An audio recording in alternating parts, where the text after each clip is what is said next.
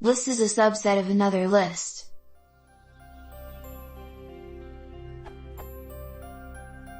In Python, given two lists of pairs.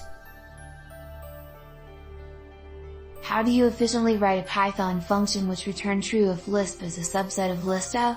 Oh, and 1, 20 pair is equivalent to 20, 1.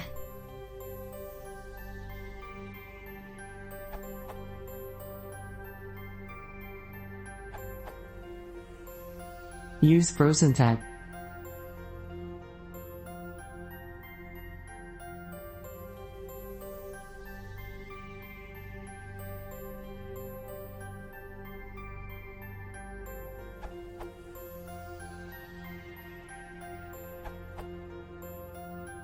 Just in order to offer an alternative, perhaps using tuple and set is more efficient.